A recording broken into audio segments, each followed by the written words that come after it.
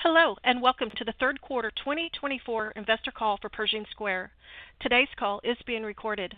It is now my pleasure to turn the call over to your host, Bill Ackman, CEO and Portfolio Manager. Thank you, operator, and welcome to the call. As usual, we distributed a legal disclaimer, which is also on our website. We receive a lot of questions in advance of the call. We'll do our best to incorporate those questions and the answers to them in our responses, and if we have more time, we'll get to any questions we didn't or were unable to address. If after the call you still have further questions, please contact ir@persq.com. A recording of our call will be available for 2 weeks until December 5th on 2024. Why don't we start by walking through the portfolio. Actually, maybe we'll start with a kind of more high level. We've had obviously very significant events politically in the last couple of weeks. Trump being elected and a fairly a popular vote going to the new president, returning president, as well as control of the Senate and the House. Question obviously is what are the implications for Pershing Square? What are the implications for the economy, the portfolio? So we view the new Trump administration as a very favorable opportunity for the country, the economy, and ultimately our portfolio.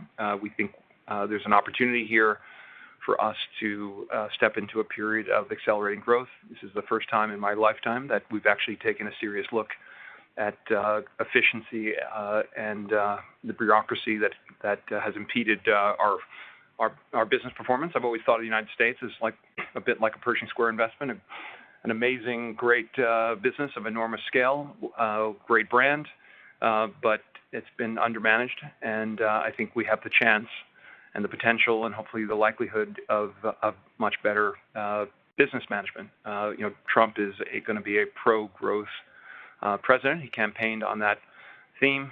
Unusually, first time in my lifetime, we see major business figures, Elon Musk, stepping in, partnering with the president to help accomplish a government efficiency project. What sounds like a bit like zero-based budgeting in terms of their approach to setting up each of these various departments, looking at every agency and their contribution or lack thereof to what the country needs to accomplish, and then recruiting the right people and putting them in the right seats to make this be a big success. So I would say I am optimistic. I think as a firm, as an investment team, we're quite optimistic about what the potential for this is. We start with an over-levered, certainly a highly levered relative to where we've been historically, $36 trillion of leverage. You got to compare that, of course, with the value of the U.S. economy, the best economy in the world right now of scale, and we think the opportunity is for GDP growth to accelerate, and if we can both become much more efficient, GDP growth can accelerate. We think magic can happen in a way that's quite bullish for the country and for businesses in our country, small, medium, large, and of course the large, great public companies of which we are a significant investor. And we've notably, I would say, the business community, whether people voted for Kamala Harris or President Trump, I would say to a person, they are excited about the potential for the economy, and that's relevant because business confidence is a key factor in decisions regarding a new factory, a new investment. With respect to the sort of M&A environment, there's a lot of transactions were paused. I had lunch with one of the major bankers to the M&A space, CEO of one of the big advisory firms yesterday, and I would say he could not be more bullish. At least he had visibility certainly for the next 18 months of transactions, and I was lucky to grab a few minutes with him for lunch because of how busy they are. And so I think we have the potential, on the very positive side, lifting all boats with dramatic improvement in the economy.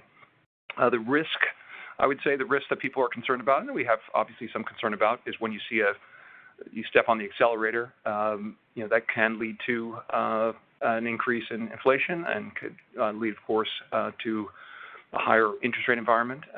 Depending on, if the growth comes from productivity and efficiency and reduced costs, that will ameliorate the risks, I would say, to inflation. Energy prices I was driving home yesterday, a couple of days ago from New Jersey, and I saw $2.60 gas, which I haven't seen in a while.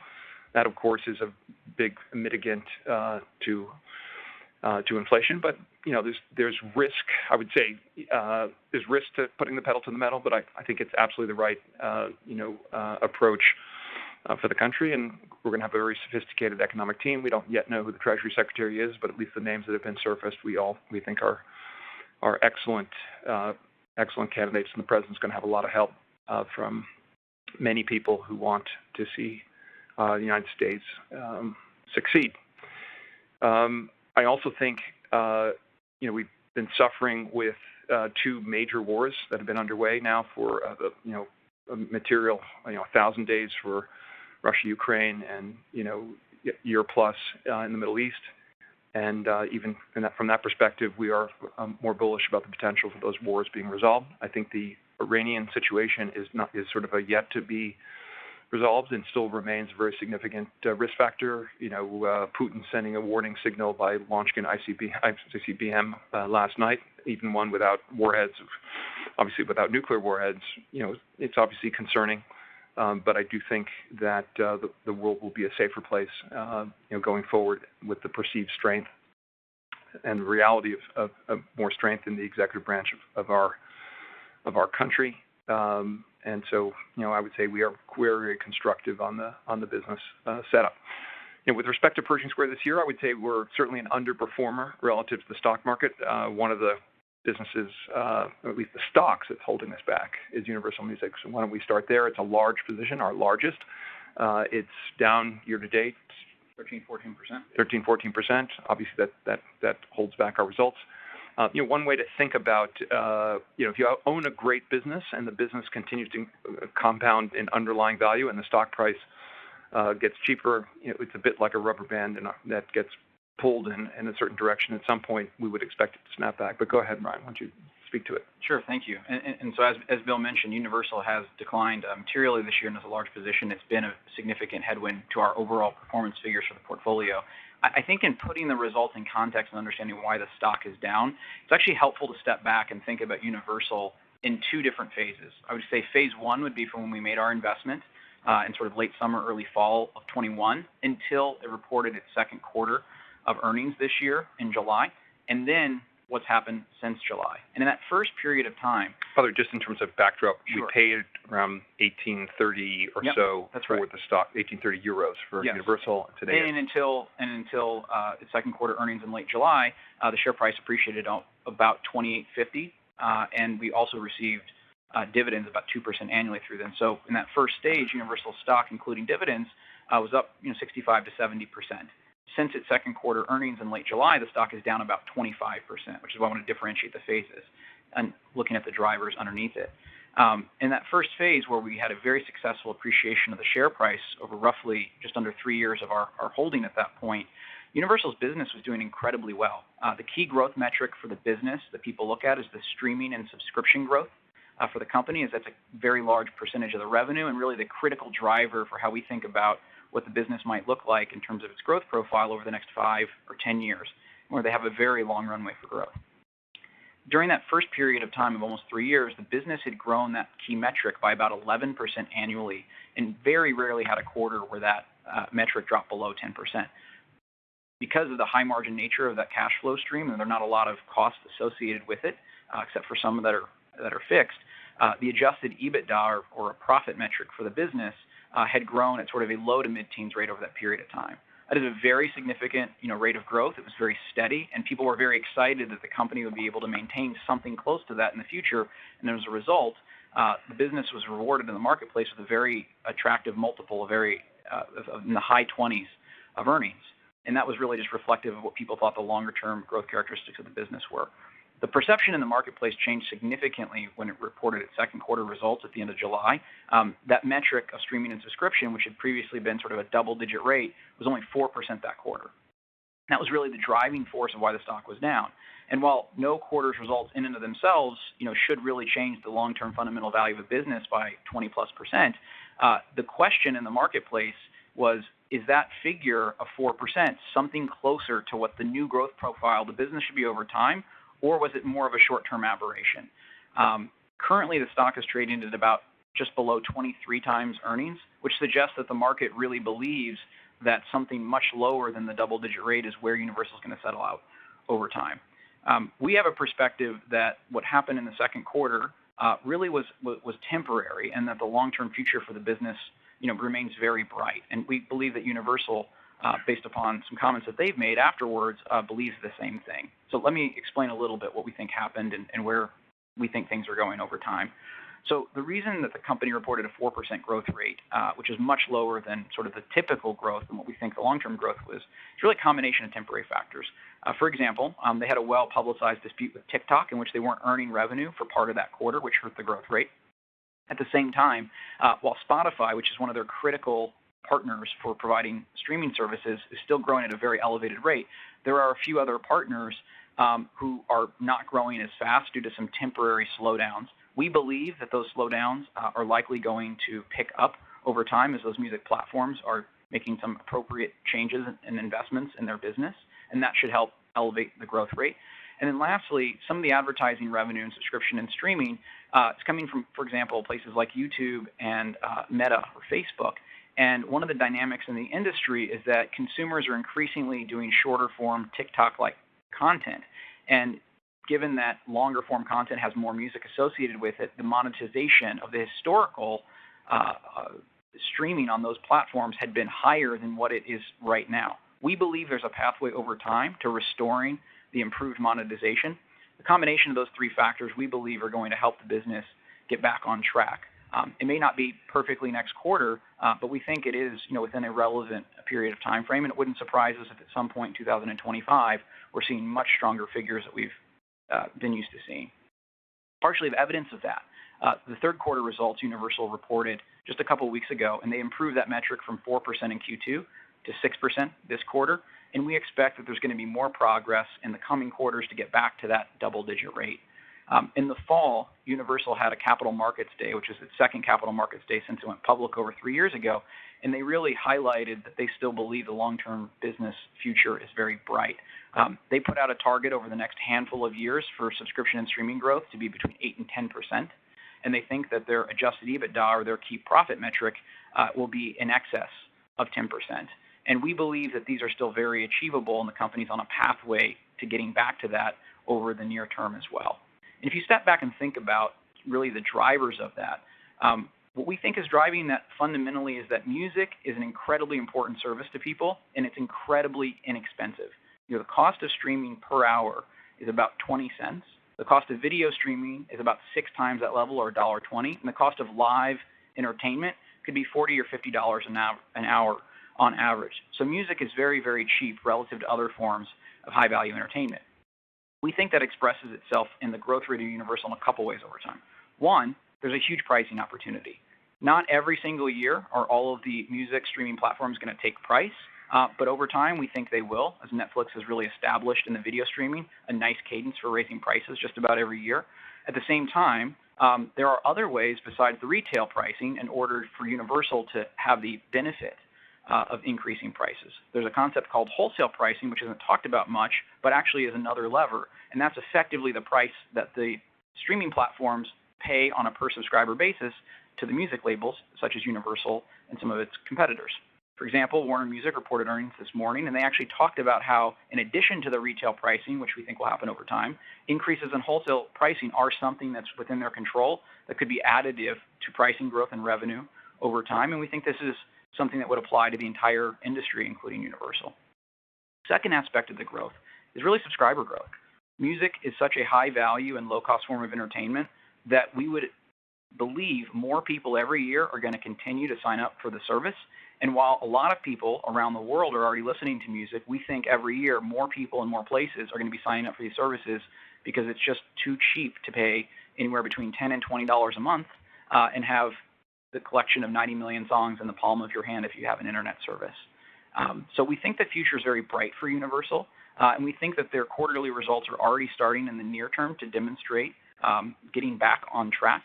And if this continues over time and the company gets back to what we think is a more appropriate long-term level of growth that's consistent with those historical levels, we think there's significant upside in the share price, as the multiple of 23 times is very, very low in light of what we think the future growth prospects of the company are.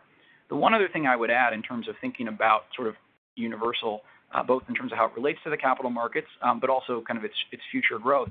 The company announced on the third quarter earnings that it's going to be transitioning its current CFO to a COO role, and they'll be actively looking for a new CFO.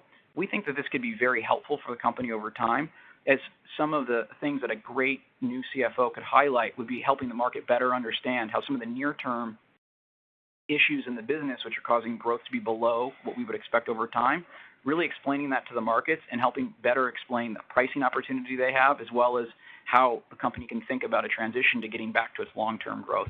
We also think capital allocation is important. Warner Music on their conference call this morning talked about initiating and increasing the size of a buyback program at the current share prices. Clearly, Universal also is very attractively priced in our view in light of its future growth prospects. And a CFO who has great credibility with the financial community can both explain the near-term and the long-term results, as well as be very important for capital allocation. So we're very excited for when that process is completed over time. Great. That's a great summary. Just sort of thinking about an analogy one could make here. But if you think about the music industry, it's a bit like, there was a large buffet that was you could join as a member. And for basically a decade, they kept the price the same, and it was all you can eat. And despite significant inflation over the period, there was never a change in price. And over time, there were certain people who would come and eat all the shrimp and the whatever, and but they still paid the same price. And I think we're at a stage in the music buffet, if you will, where there's going to be beginnings of one, we're starting to we're beginning to see price increases. Two, segmentation of the consumer.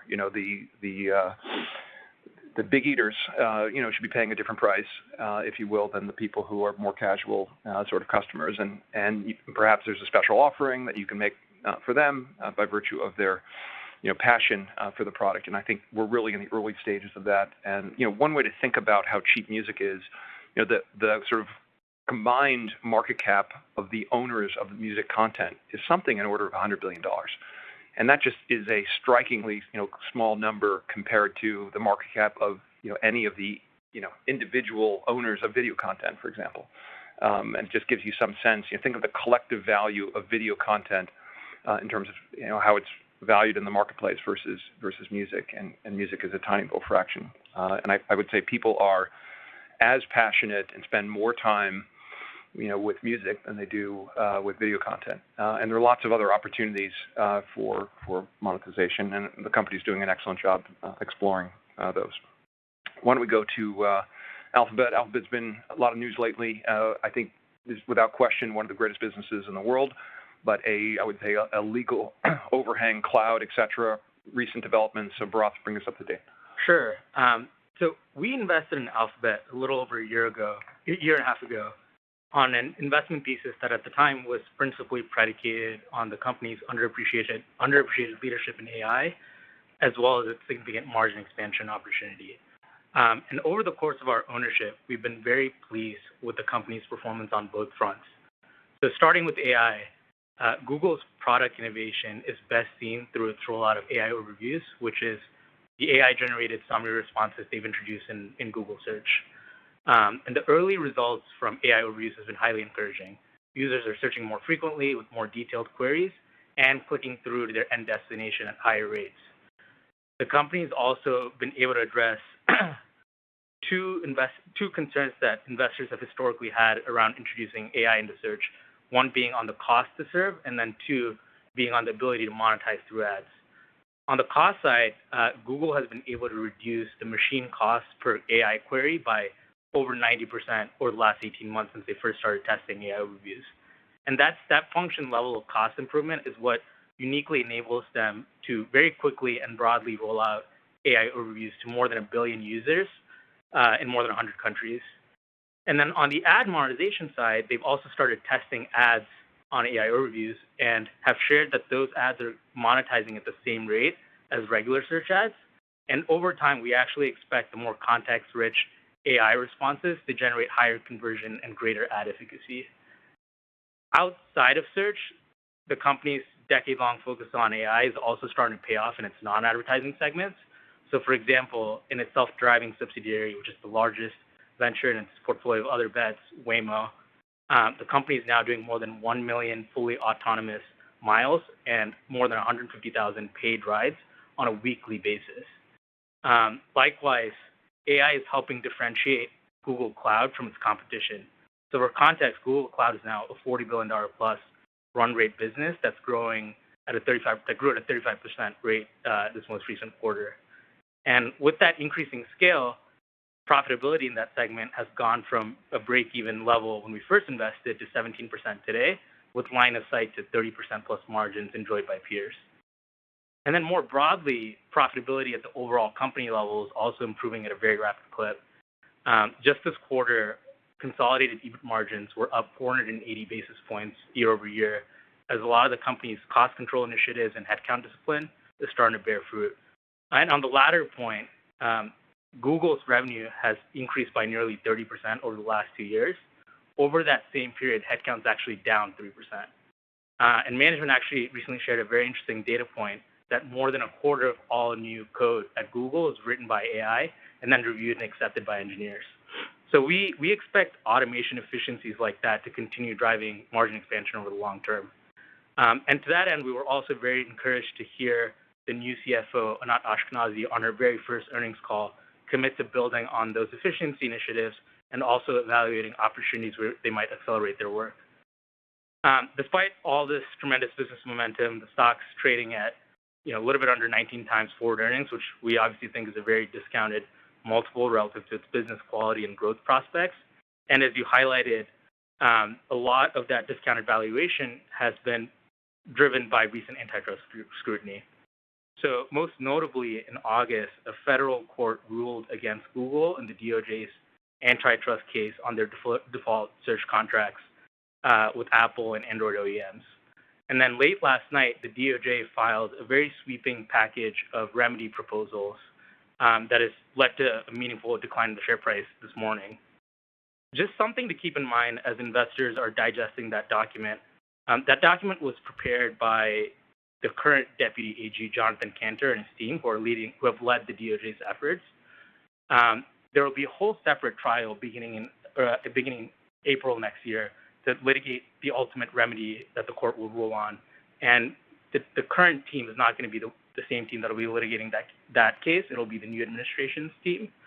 And I would also point out that the document they filed last night was more extreme and included several out-of-scope remedies, both what we view as out-of-scope as well as other legal experts we've spoken to, than what they'd initially outlined in their initial proposal. So I think in some sense we view the document as more of a symbolic, last stand of the outgoing DOJ team, and expect the ultimate scope of remedies that get litigated over during the trial to be much more narrower. The other thing I would add is Google has also made it clear that they're going to appeal the case, and any resolution on the appeals process will likely take at least a year before remedies go into effect. So we'll be monitoring the case very closely, but we do expect that the company is even in the case that it loses its appeal, we think the company is well positioned to navigate a range of potential remedy outcomes. And then stepping back, we're cautiously optimistic that further clarity and resolution on the regulatory front will lead to continued multiple expansion over time. And in the meantime, the company is generating rapid level of earnings growth as it realizes AI potential and margin opportunity. Great. Thank you, Bharath, for that summary.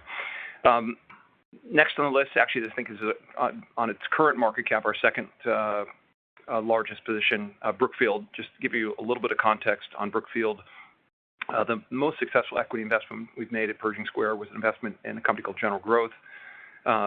This was a shopping mall company that went into bankruptcy. We actually bought about 25% of the company several months before they filed for Chapter 11, and worked on a restructuring that led to the company emerging with the shareholders somewhat diluted, but with preserving an enormous amount of equity value. The stock was up from 31 cents to its peak, I think around $31 a share. But a very important part of the ultimate restructuring of that company was a partnership that we had with Brookfield. And Blackstone ultimately became an investor as well, along with Bruce Berkowitz of Fairholme. But we worked very, very closely. I personally worked very closely with Bruce Flatt and his lieutenant, Cyrus Madden, And there were times where our interests were entirely aligned, and there were times where our interests, I would say, were disparate.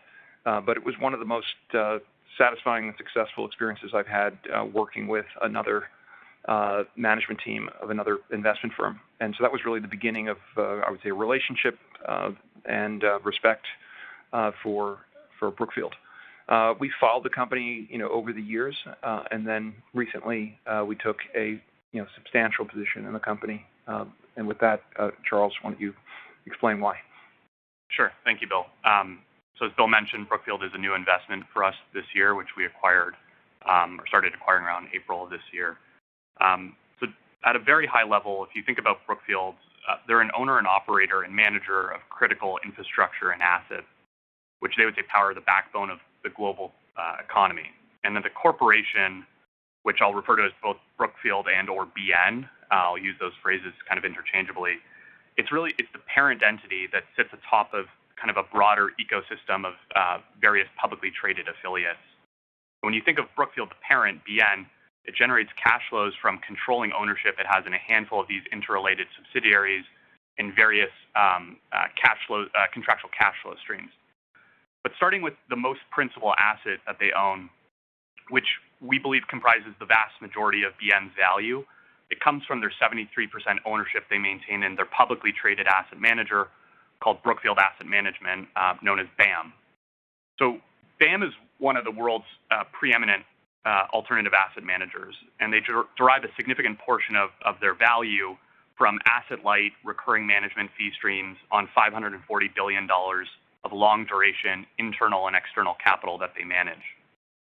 And BAM's success stems from deep investment expertise and a best-in-class track record in the areas of infrastructure, power, renewable energy, real estate, and credit. They actually they own Oaktree as well.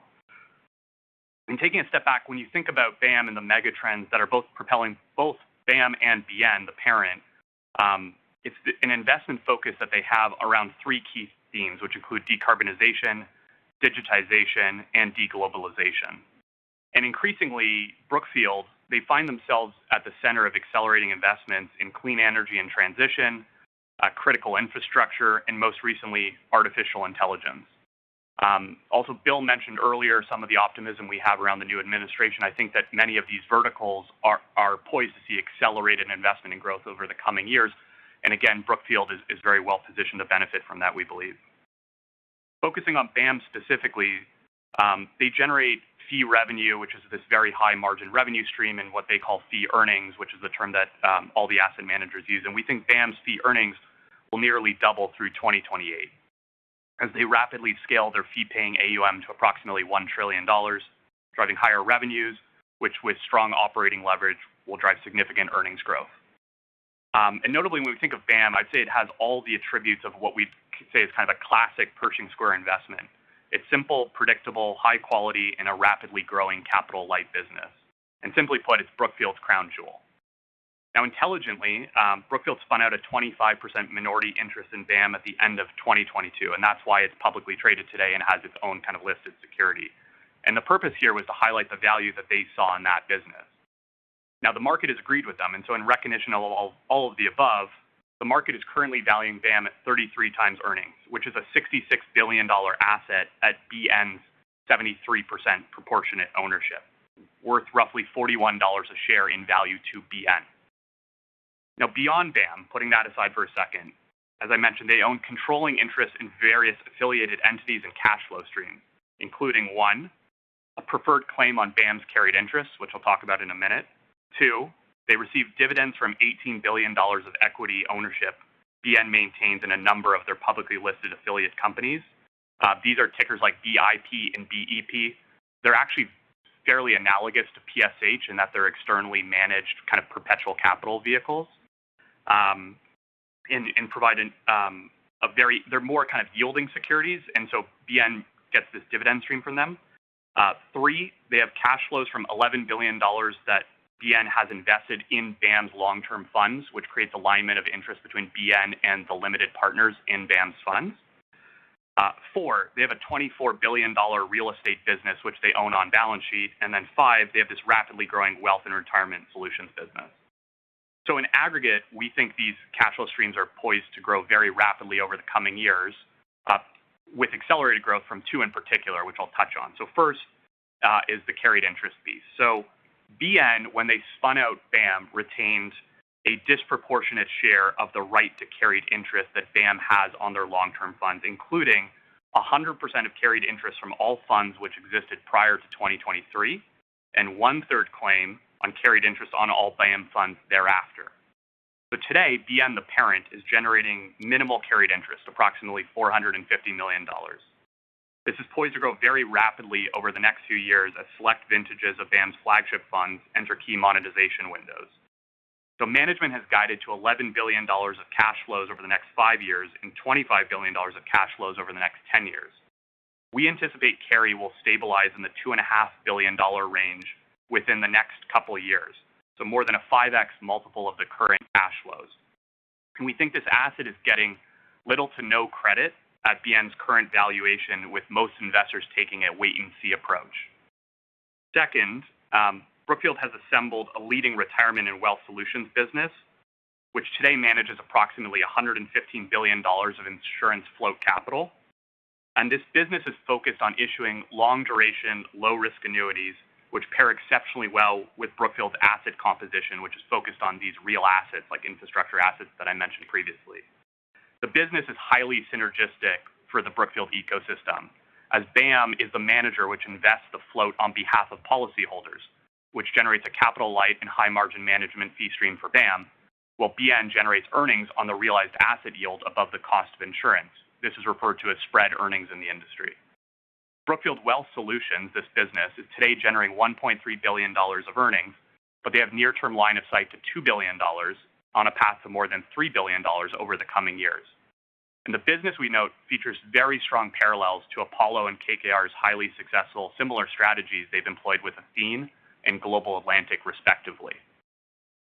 Turning to valuation, so notwithstanding broad market appreciation for BAM as a very high-quality business, which I mentioned earlier, BN, the parent, is today trading at roughly 15 times our assessment of earnings, which we view as a very low multiple in the context of a recurring cash flow stream that we estimate will more than double through 2028 to $10 billion plus, which is a 20% compounded growth rate. And again, growth will be driven by the scaling of this wealth solutions business, a step function change in the contribution from carried interest, attractive teens plus growth in BAM's fee earnings, and stable mid-single-digit growth across their other holdings. This rapid growth in earnings will also generate significant excess cash flows, with, we estimate, approximately $25 billion of cash which Brookfield can use for buybacks or other intelligent capital allocation, which is nearly 30% of BN's current market capitalization. And when we look at the composition of Brookfield's 2028 cash flows, applying a mid-teens multiple, weighted average multiple, sum of the parts multiple, we anticipate shares are poised to more than double over the coming years. Now, I would also say that comparisons, however, to publicly traded peers, such as Blackstone, but more significantly KKR and Apollo, would imply very significant valuation upside relative to what I just mentioned. And as an observation... Where does Apollo and KKR trade? So today, KKR and Apollo are trading at 27 and 22 times earnings. And what's interesting is we think that KKR has actually a very similar composition of cash flows as compared to BN. If you were to stack them up on what they're going to look like in 2028 between spread earnings, fee earnings, and carried interest.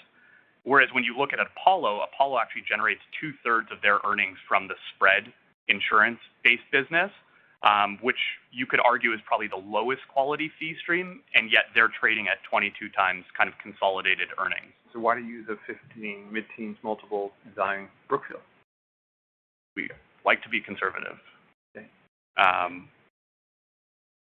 Yeah. I think the other interesting kind of observation that we would note, which I think is compelling too, is, so to state the obvious, right, like Brookfield is anchored by its look-through value to BAM, which I mentioned is worth more than $41 a share. If you add the $18 billion they own in their other publicly traded affiliates, right, so there's public marks for these entities, it basically covers almost the entire market cap of the parent BN, at which point we think you're getting basically $50 billion of value for free, which includes the carried interest claim, the entire wealth solutions, this insurance business that they have, and a $24 billion real estate portfolio. And we believe there's a value disconnect here, which there's a lack of mindshare amongst U.S. institutional investors in BN.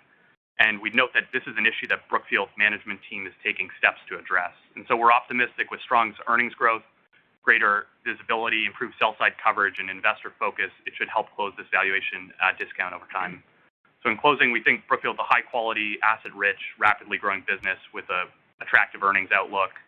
And while the stock's risen actually more than 40% relative to when we started acquiring our position, we continue to believe BN is very undervalued and anticipate strong future returns from here. Sure. One thing I would add to what Charles is saying, and I think you could say this certainly about Universal Music, you can say it about Brookfield, you can say it about Restaurant Brands, is the common theme is these are all companies that are not they're not eligible as of this moment for S&P 500 inclusion.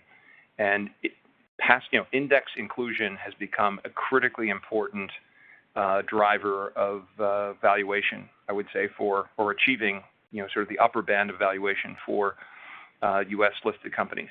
And Brookfield is certainly aware of this issue. They're in the process now of moving the headquarters of BAM to New York from Toronto, and making that business eligible ultimately to be purchased by index funds. But a world in which index funds own 25% plus or minus of almost every business, and flows into index funds continue to at a rapid pace, I would say you're kind of missing the boat, so to speak, if you're not a U.S. listed company and you're not eligible for index inclusion.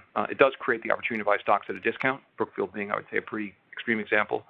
But I would also say the same thing about Restaurant Brands, which is a good segue to Restaurant Brands. And maybe begin, Feroz, here. Where does Restaurant Brands trade relative to kind of similarly structured restaurant franchise companies? Sure, Bill. That's a great point. Similar to BN and UMG, I would say Restaurant Brands trades at a discount to its peers, unwarranted in our view. So Restaurant Brands today trades at approximately 18 times next 12 months earnings. And for those earnings, what you get is a very consistent midterm algorithm of 8% operating profit growth, driven by sort of 5% same-store sales growth, 5% unit growth and 3% same-store sales growth. And it's interesting to look at it in comparison to a couple of peers. So two that come to mind are Yum Brands and Domino's, which incidentally have very similar business profiles and midterm growth algorithms, both of about 8%. And relative to Restaurant Brands, they trade at earnings multiples that are 20 to 40% higher. And we believe a big reason for that is the U.S. Index inclusion and the U.S. institutional investor following of those stocks, whereas given Restaurant Brands' headquarters location in Canada and a big portion of its business being Tim's in Canada, it's relegated to be a Canadian business where it's very much a U.S. business as well. So let me talk a little bit about their recent trends, some of the debates in the stock, and where we think the stock could be longer term.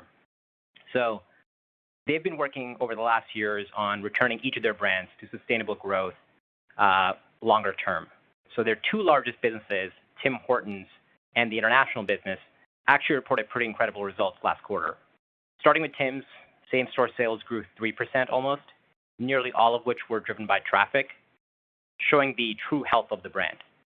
It is particularly impressive given the macro backdrop is a little bit weaker in Canada relative to the US, and Tim's actually stands alone amongst large brands showing positive traffic year to date. This really means that the brand is resonating with consumers in Canada both in good times, but also more importantly in bad times. And if you look at the underlying drivers of that growth, it's really due to the fact that Tim's has been very successful in expanding its business from its core categories of coffee and baked goods to newer categories like afternoon foods and cold beverage, which not only expands the categories that it serves, but also opens it up to new occasions and new customer types.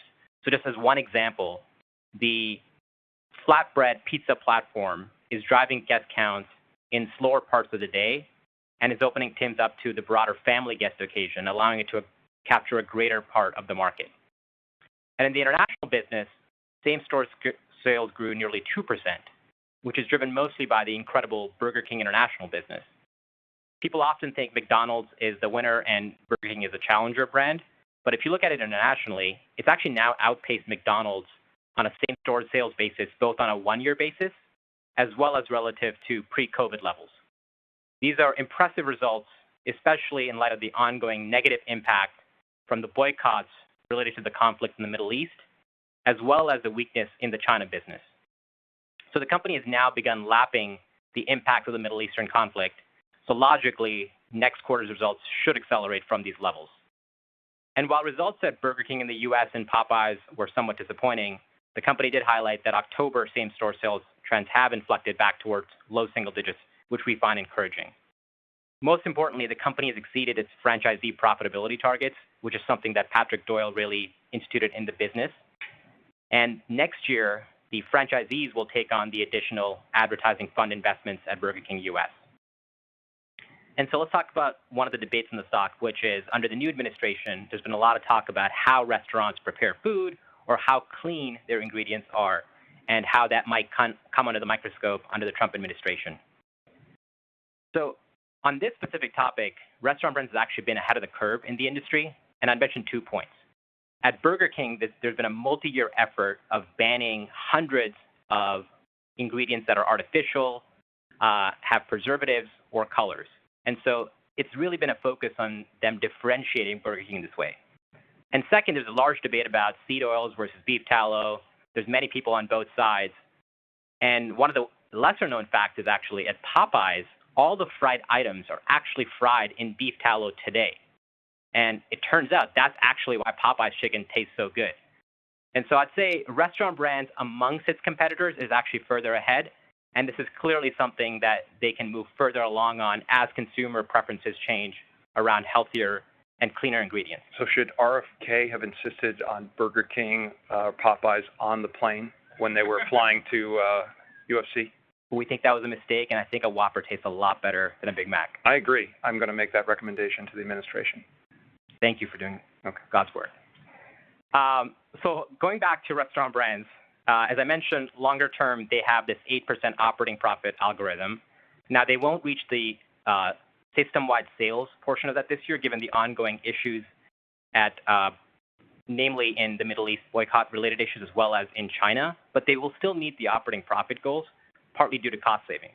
And that just showcased why we love the franchise business model so much, where you can still get the same profit growth even if revenue growth isn't the same. Next year, this operating profit growth should be even better as the company laps some of these temporary issues. And again, the investment in the Burger King advertising fund goes from the franchisor to the franchisees. And so to wrap it up, despite the stability of these cash flows, QSR still trades at 18 times earnings, which we think is obviously low in the context of peers, but just on an absolute basis as well, given the high quality and certainty of these cash flows. And so as Restaurant Brands starts reporting more consistent results, we think this gap to peers should narrow or even close. Thank you, Feroz. If you look at our top 4 holdings, which comprise, more than half of the capital of the firm, each of them are, we think of them as sort of royalty annuity-like sort of business models. Universal, royalty on music; Alphabet, a royalty on internet advertising, among other things; Brookfield, a asset management royalty; Restaurant Brands, a franchise royalty. Obviously, the business model we like, but a world in which we expect, where growth could be accelerated. These become remarkable, businesses, because you don't expect the fixed costs of the business to grow at a meaningful faster rate than whether or not the business, the top line grows fast. So we can see an acceleration in top line. You will see, we expect, a significant increase in value. Howard Hughes, Ben. Thanks, Bill. So Howard Hughes' story continues to be one of resilience in its core business despite headwinds in the national real estate market. With the spinoff of Seaport Entertainment Group completed in July, Howard Hughes is focused on what they do best, which is a pure-play master plan community development company. However, Howard Hughes differentiates itself from other developers because it has a unique self-funding business model. The recurring income it generates from its operating assets is more than enough to cover G&A and interest expense, and that allows the company to use the free cash flow it generates from land sales and condo profits to reinvest in growth in its communities, pay down debt, or return capital to shareholders.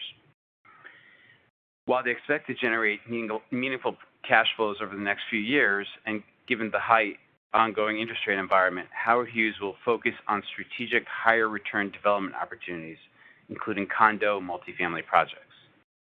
In its MPC land sales segment, Howard Hughes reported Q3 MPC EBIT with near record price per acre sold of $1 million. New home sales continue to remain strong as existing home inventory approaches historical lows. With mortgages still in the high 6% range, homeowners are locked into their homes, which has strangled the market of resale inventory. So new home starts are needed to bridge that gap to ease the housing shortage. As a result, home builder demand continues to remain strong, and especially so in Howard Hughes' markets, with new home inventory currently 1 month or less, which is well below national averages. Looking back over the past 3 years, Howard Hughes generated $1 billion of MPC EBIT, with an impressive 72% price per acre growth in its communities. The dramatic growth in its land pricing has resulted in the estimated value of Howard Hughes' remaining land being worth more today compared to 2017, despite $2.4 billion of total land sales during that time. In its operating asset segment, Howard Hughes generated 7% NOI growth year over year, with particular strength in its multifamily and office portfolio. And despite what you would read about market headwinds in the office space, the company's office portfolio had strong leasing momentum over the past year as a result of its best-in-class office assets, and importantly, it's in desirable, walkable communities where people want to go into the office. And they still have a long runway of growth with the ability to generate over $100 million in incremental recurring NOI as they work to stabilize their existing and under construction assets. In its strategic development segment, Howard Hughes recently completed its 7th condo tower called Victoria Place in Ward Village, Hawaii, which will generate $760 million of revenue in Q4 of this year at a 28% gross margin.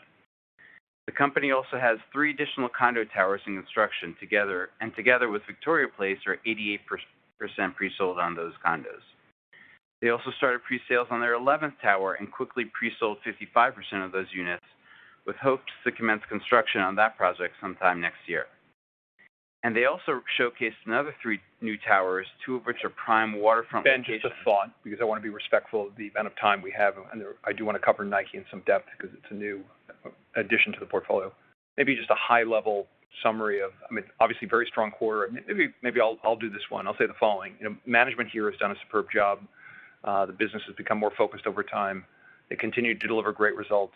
But it's a company that really has not, just the nature of the business, the fact that it's a real estate company structured as a C Corp, the fact that it is, very active in real estate development, the challenges of predicting future earnings, all of these were factors that we had in mind when we filed a 13D in August, and we said that we are looking at the potential for taking the company private, and that we had hired Jefferies to assist us in raising capital. Obviously, we cannot update you on developments there until we have something specific to report. But that's really led to, I would say, this strategic initiative. We don't think that Howard Hughes is going to, develop a real franchise today as a public company, and that's why we're looking at alternatives for the business. But anything else you'd add of significance for the quarter, Ben? Just, I think they had their investor day on Monday, so would encourage anyone who's interested in the story to listen to that investor day presentation. Okay, great. So Hilton, maybe high-level summary, Charles? Yeah, sure. I could pretty quick summary. They're having a very solid year is kind of the short takeaway. Near-term industry trends are broadly remain very constructive with good kind of general backdrop of growth. The only wrinkle has been there's some weakness in China, but that's a very small piece of Hilton's overall system, and so they've been managing through that pretty well. Taking a step back, I'd say this year's a lot like 2019. In some sense for them, which is like the first normal year they've had since, in a post-COVID period, where it's despite kind of lower macroeconomic growth, they're generating very strong earnings growth. So year-to-date earnings are up 18% for them, and that's in a low single-digit kind of RevPAR growth environment.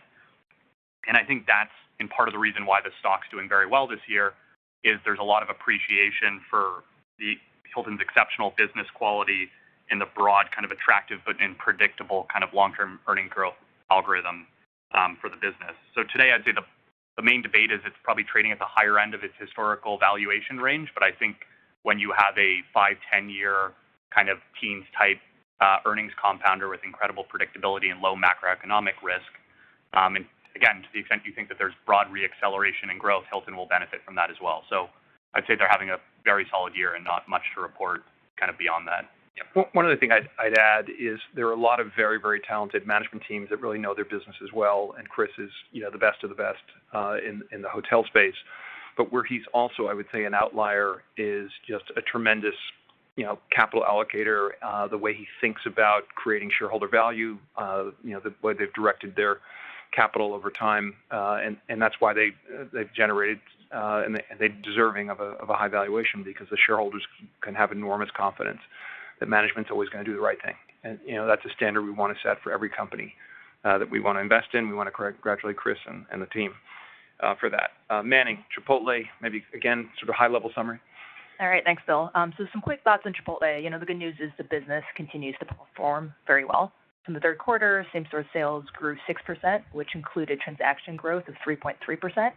And, encouragingly, transaction growth has actually accelerated going into the fourth quarter, so closer to 4.5%, as, the fan favorite smoked brisket, limited time offer, returned to menus, and the company moved past some of the kind of portion-related social media controversies from the summer.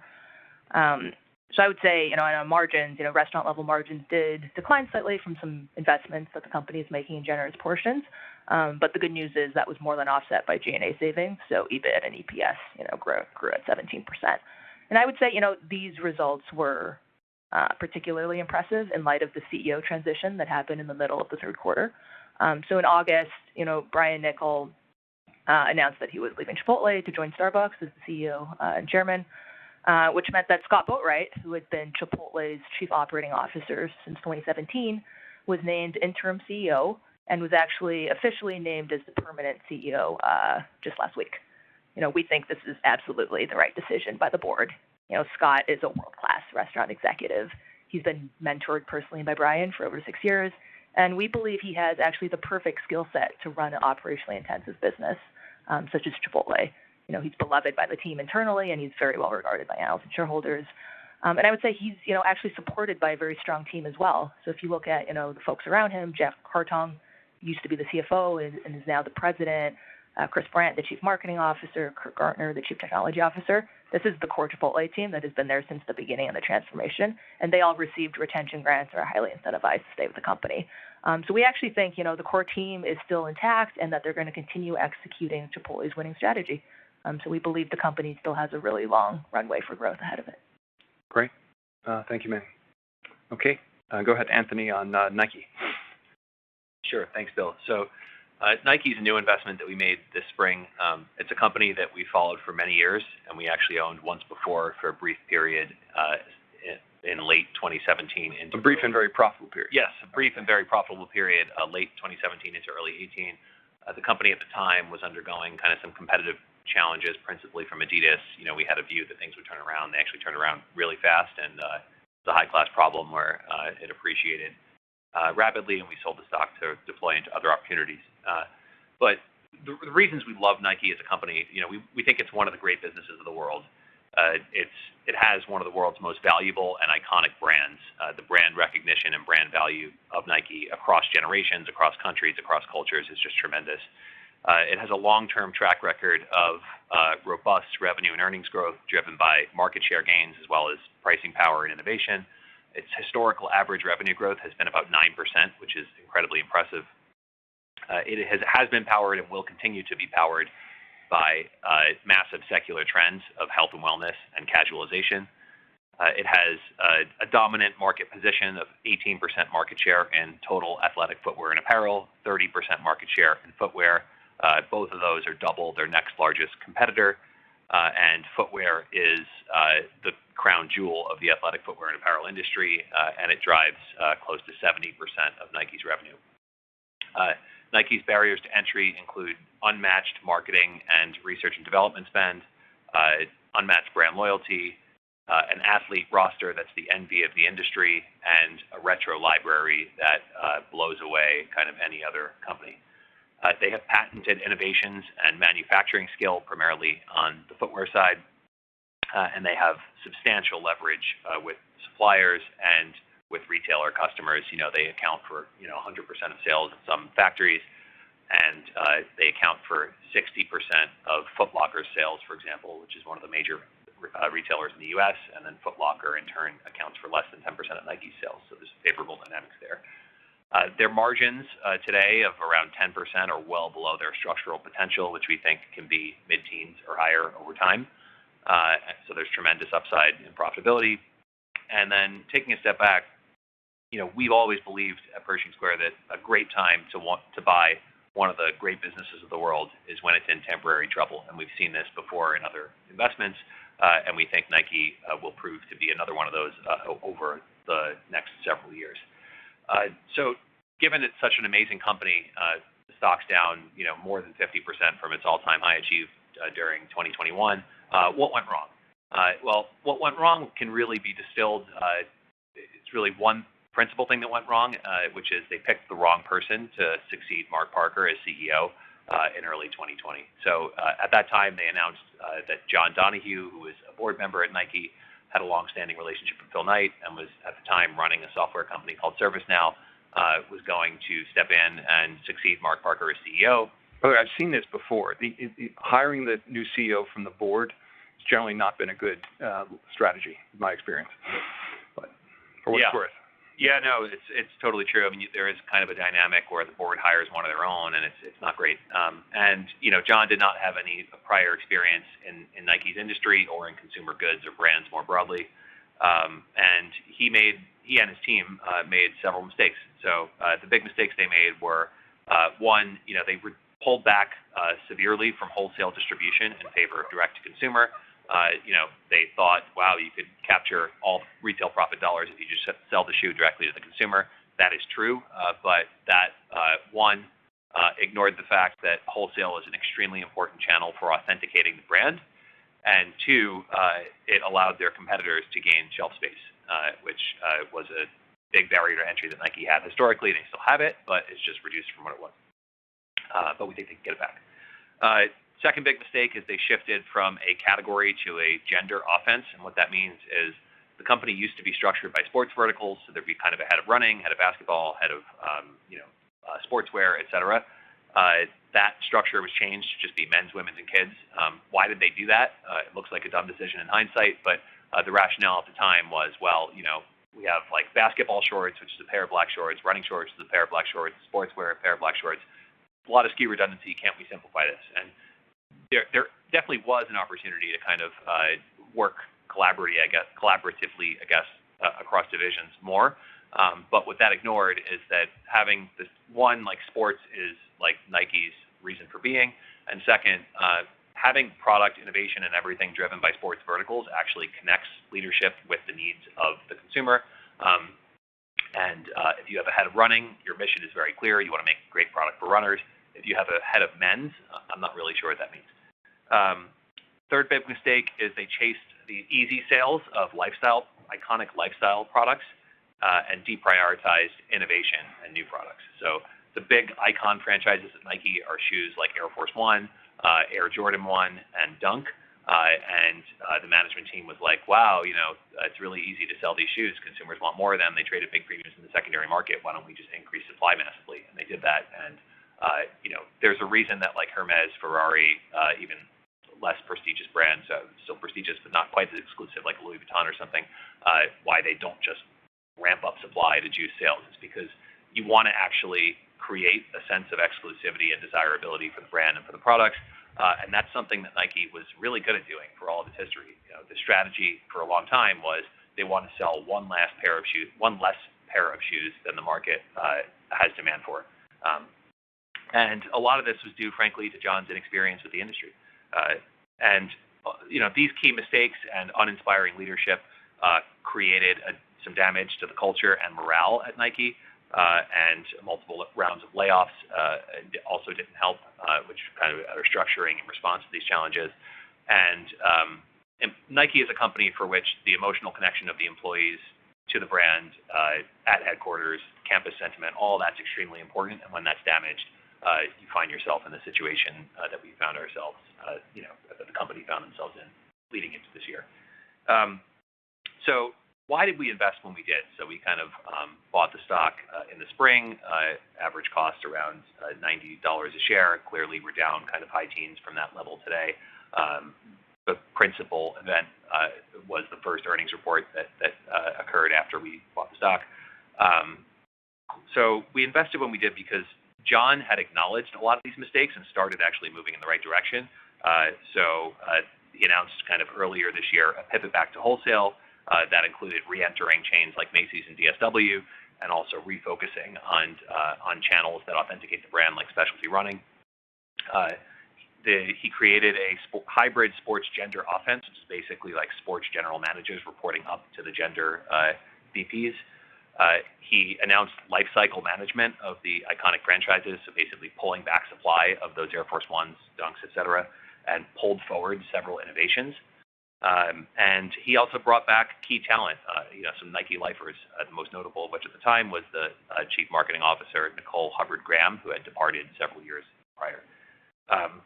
And then finally, the then trading valuation at about 22 times forward earnings seemed like an attractive entry price. This is a company that's traded kind of in the mid to high 20s over time and has even gotten up to kind of the mid 30s as a multiple of earnings when things are going really well.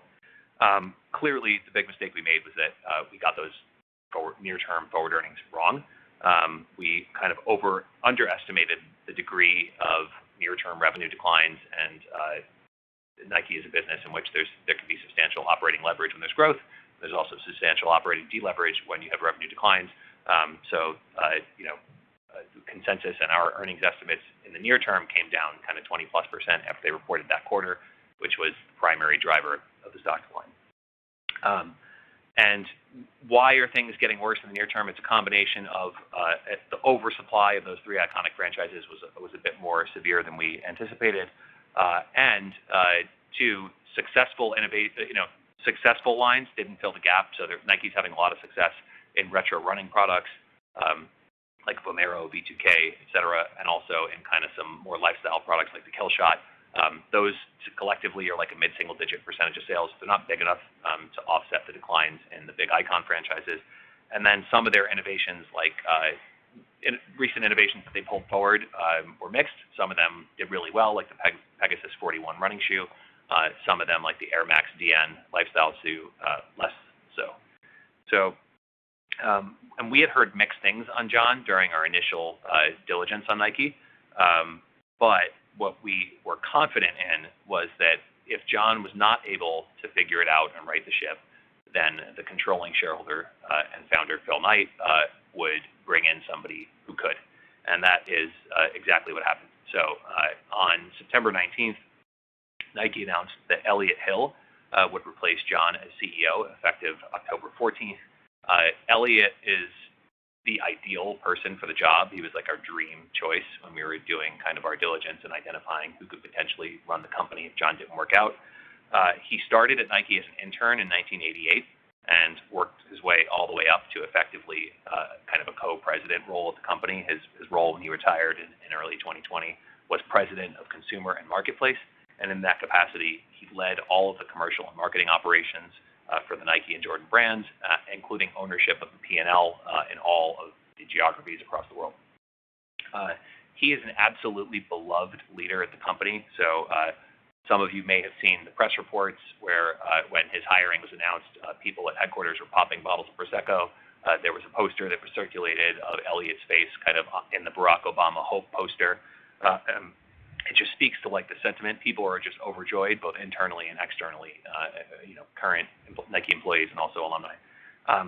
It's interesting. We always ask when a new CEO is hired, we obviously do diligence calls on them, and we ask former executives, would you go back to work for this person if they called you and said they needed you to help out with the job?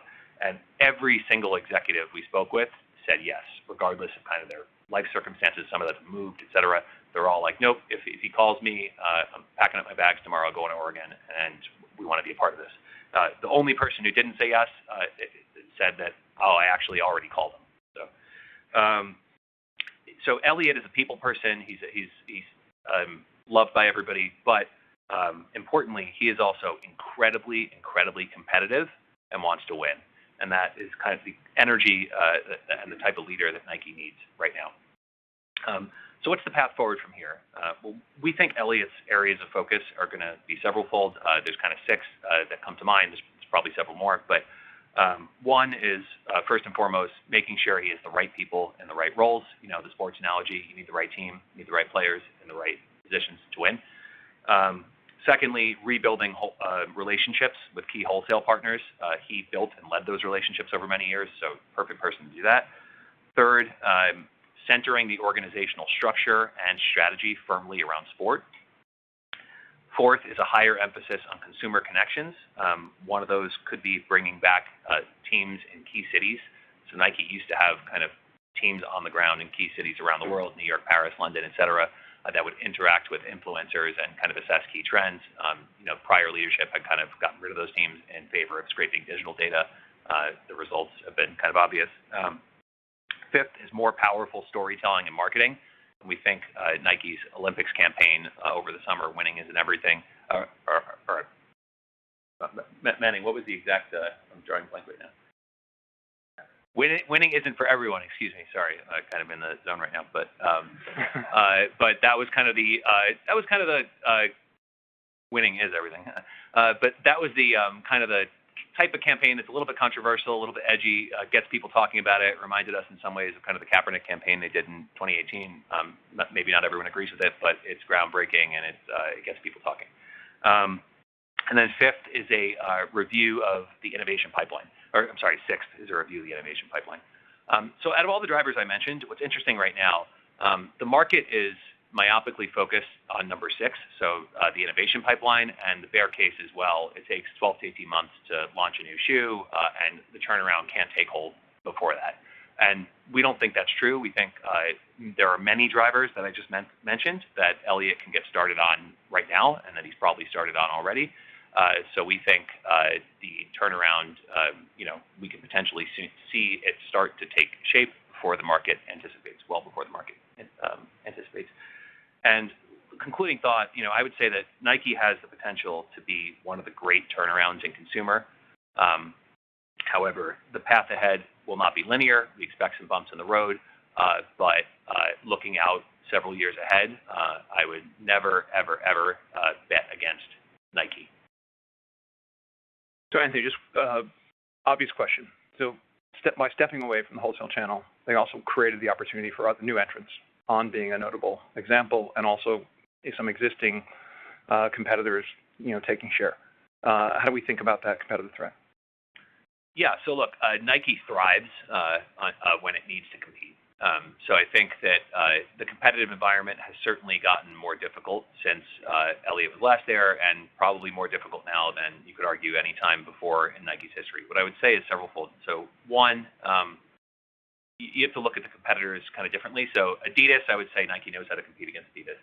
And they've done it before. Adidas was resurgent in 2016 with different models of shoes, and it was also a little bit of a retro play, and Nike was able to come back very effectively. With regard to Hoka, they have kind of a identity in terms of very high stacked cushioning shoe. I don't think it's that hard to make a similar shoe. They don't have, On is the one I look at in terms of creating.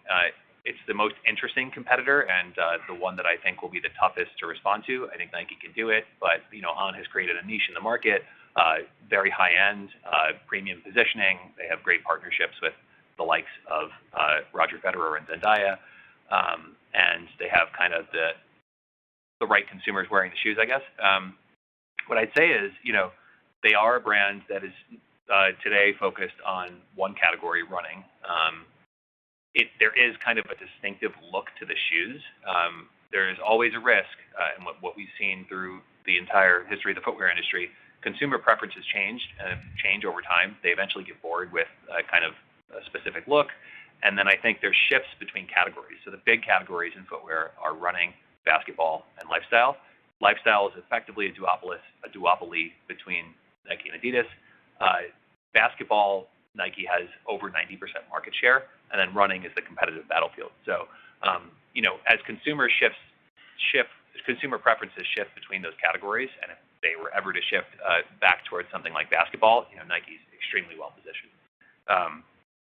And that's kind of how I think about the competitive landscape today. I mean, you have competitors like New Balance also doing well right now, primarily a retro running play. But the competitive environment is intense. Nike, when it's firing on all cylinders, is a very, very tough company and brand to compete with. And I think company will thrive with this challenge. Thank you. Okay, so bearing in mind time, on Canadian Pacific, I would say the following. It's business ops we know quite well. We were sort of instrumental in putting in place the leadership, and including the leadership that's in place now with Keith Creel. Outstanding leadership, unique railroad franchise in an oligopolistic sort of industry. The big question, of course, is impact of tariffs. I would say the stock price is being held back by the risk of Trump tariffs. How do we think about that risk in light of the business? Sure. I would say, there's obviously a lot of uncertainty around. This is Manning speaking, but go ahead, Manning. Thanks, Bill. There's obviously a lot of uncertainty in the marketplace right now around what tariff policy ultimately looks like. But I think, the good news is based on CP and KCS's experiences with tariffs during the first Trump administration, we believe that tariffs are actually unlikely to materially impact earnings, but they will cause near-term volatility in the multiple, which is kind of what you're seeing today in the share price.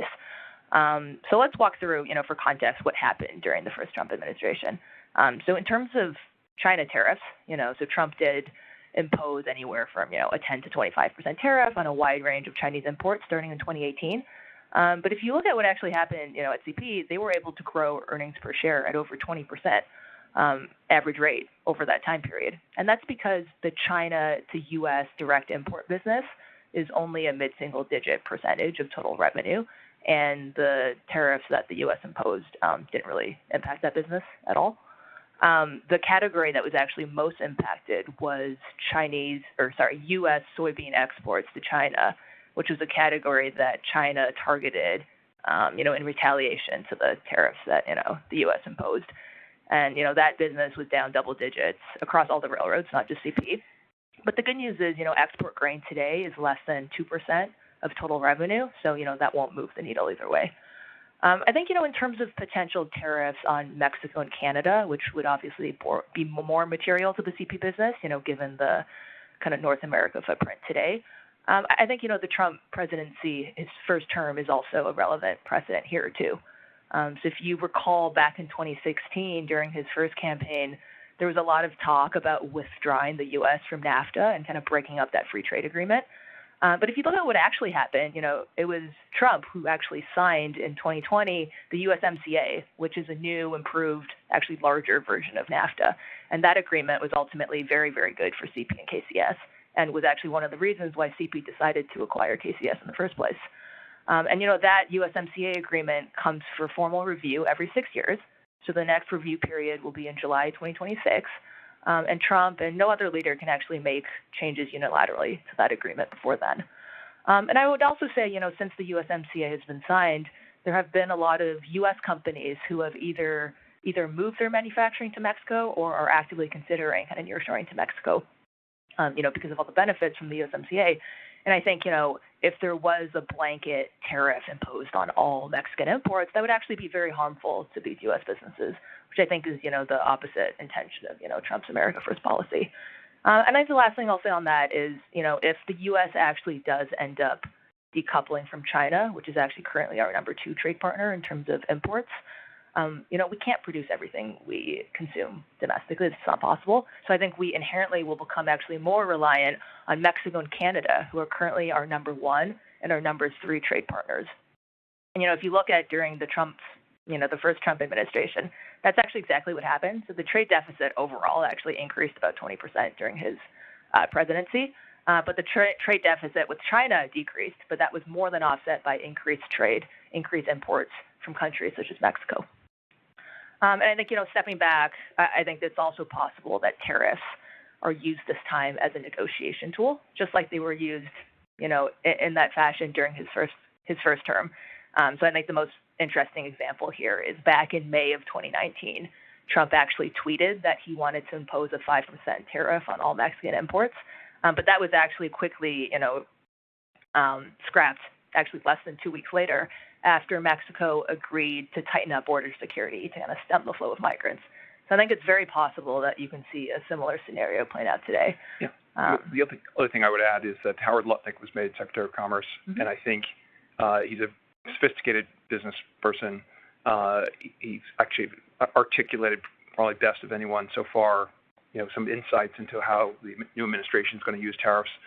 And I think he will be a good tag team partner with President Trump. The U.S. has had a disadvantageous trade position because of much larger tariffs in countries that we do business with, and I think President Trump views that as not consistent with America First, and I think he'll be sophisticated in how he uses the negotiating power of tariffs to maximize U.S. interests. But I think the overarching goal here is economic growth for the country, and so owning a railroad in front of accelerating economic growth, particularly a railroad that's in the process of realizing large synergies on the cost side and perhaps even larger potential synergies on the revenue side in light of the unique offering that they can bring by virtue of the only, truly North American, Canada to Mexico. Yeah, completely agree. I would just add, valuation-wise, CP is trading near, 20 times our estimate of 2025 earnings per share, which is effectively the lowest multiple it's traded at since the KCS Right, that's acquisition. the lowest multiple, and it has the most potential for earnings growth of any of the railroads. Right. So we think, for a company that will compound earnings in the mid to high teens over the next several years, that's, a very significantly discounted valuation. Yes. Okay, I'm going to just wrap up, briefly. Fannie Mae, Freddie Mac are up enormously since even beginning a few weeks before the election. Probably one of the better indicators of who is going to win the election. These have been long-term holdings of the firm. During the first Trump administration under Secretary Mnuchin, the company's made significant progress to setting, frankly, very high capital standards so they can become independent enterprises, and then perhaps most materially the decision to stop sweeping the earnings from Fannie and Freddie has allowed these entities to recapitalize to a total capital of... They have $147 billion combined today. Right. My guess is $147 billion is more than sufficient to cover the potential risks of loss associated with what is a very safe business, as long as they stay in a safe business. And when you combine that with the duopolistic, monopolistic, practically nature of their business and the earnings power associated with that, they already have a fortress balance sheet. All that being said, the capital standards are even higher.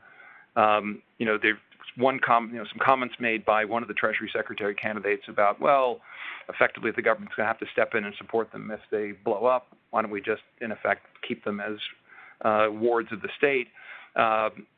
Ultimately, I think the same comments could be made about J.P. Morgan, right? The United States government is not going to let the depositors of J.P. Morgan lose their money in the extreme, very, very remote scenario of a major systemically important institution failing. But it still makes sense to have J.P. Morgan be a privately run institution that raises capital from the private sector, and so there's a very large cushion between the government having to step in. So we wholeheartedly believe that we expect in the Trump administration for Fannie and Freddie, to emerge from conservatorship, and we believe that this is consistent with the goals of the administration. The last thing we want to do is add another $6 trillion of liabilities to the $36 trillion explicit liabilities that we have outstanding today. Wouldn't be good for the United States balance sheet. President Trump likes to make deals. This will be the biggest deal of all time, and it's one where you could actually create, the government's 80% ownership of these institutions could turn into, a couple $100 billion, perhaps, of value in a deal. I think President Trump would like to be the one to negotiate that one, and we'll be delighted to be helpful to him if we can be. But I do think these will, the move in the share prices is deserved, and I think there's significant upside. Last but not least, Seaport Entertainment. We backstop a rights offering. We went from 38% to 40, what? Around 40, just under 40. Just under 40% of the company. A lot of participation in the rights offering. We brought in an excellent management team led by Anton Nicodemus. Interesting collection of assets at a very low value relative to the asset value, but a lot of work to be done in terms of turning these assets around and making them profitable. Small, but interesting. I put that almost in the mispriced option category by virtue of the size of the position. With that, apologies for the longer than normal call, but some important topics to discuss, and we look forward to speaking with you on our next call. Any questions we didn't address, please contact the IR team, ir@persq.com. Thank you so much, and thank you, operator. Thank you, everyone. This concludes your conference call for today. You may now disconnect and have a great day.